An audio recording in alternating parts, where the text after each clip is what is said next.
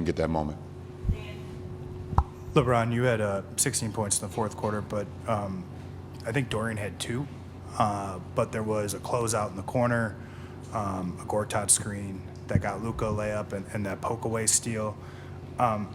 Just what have his sort of intangibles meant to this team as it's kind of redefined itself here over the last 6 weeks or so? Yeah, we knew exactly what we was getting when we got him.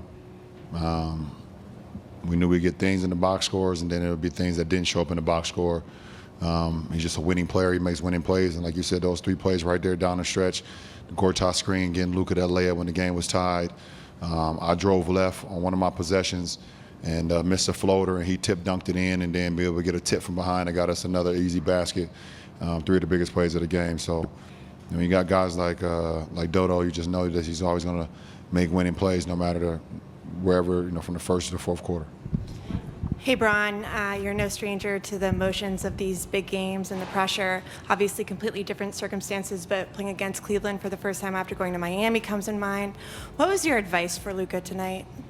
No, I didn't have none, man. Obviously, we understood as his teammates that we wanted to try to get this win for him. Obviously, we know what transpired not too long ago, so. As his teammates, we wanted to try to back him no matter how, in any way, shape, or form, on the court, off the court, whatever, and I'm happy that I was, along with my teammates, able to make a couple plays down the stretch to get him this win. I know he probably won't say it, but I think it means something to him for sure. Anytime you face your former team, you spent 7 years with them, I believe, so it's tough. LeBron, JJ said that he feels like you're playing at an all-defensive level right now, and you guys have had the best defense in the NBA since mid-January. What's fueling that extra pep? Do you see yourself as a driver of that? Obviously, it's a collective thing, but I take that side of the floor very seriously. I take my matchups, very seriously every night, and to be able to, get stops in this league, it makes your offense that much better. But it's just individual pride for me. I kind of key in on my matchups. I key in on the pros and cons and what my guys want to do along with other guys, because it's a lot of switching that goes on in this league. You're different matchups, so try to read the scouting report along everybody and just make it tough. So, yeah.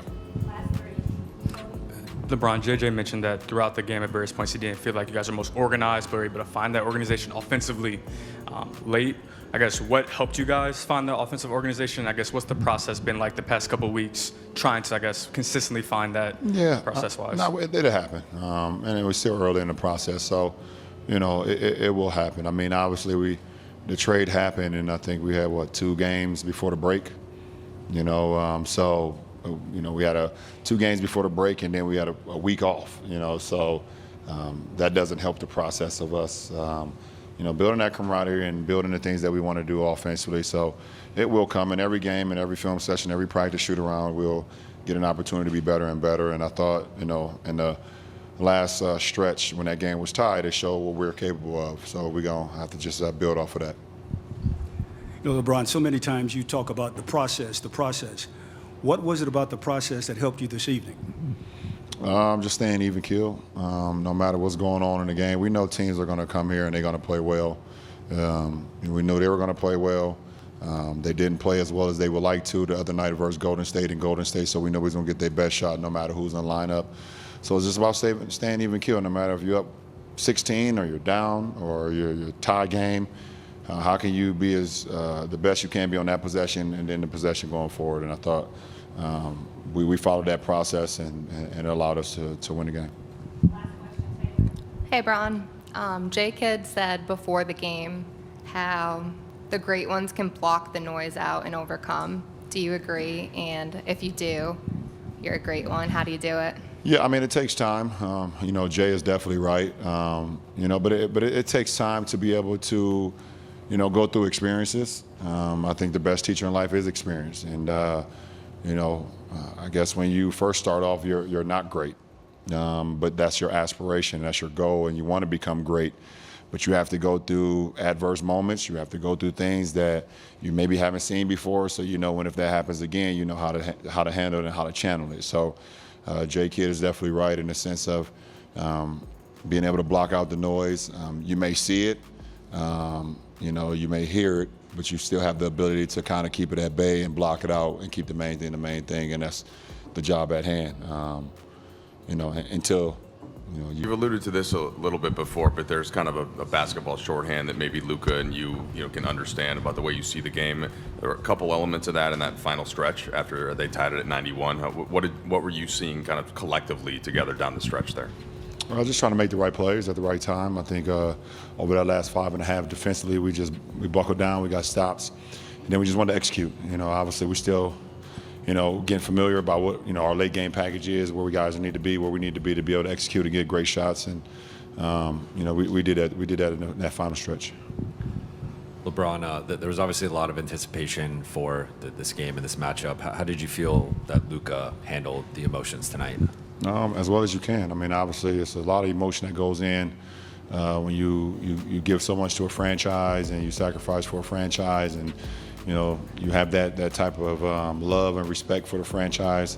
You know, and throughout all the journeys, you know, went to the finals, all that stuff. You know, and you know he's grown from being an 18, 19-year-old kid to now 25-year-old man and family and all that stuff. So you grow into a family with the franchise, and you know when you move on or they move on from you, it's very emotional. Obviously, it's very taxing, and you know it's probably a lot of things that was going on in his head that probably didn't even involve the game itself. You know, so and with that said, I thought he handled it tremendously.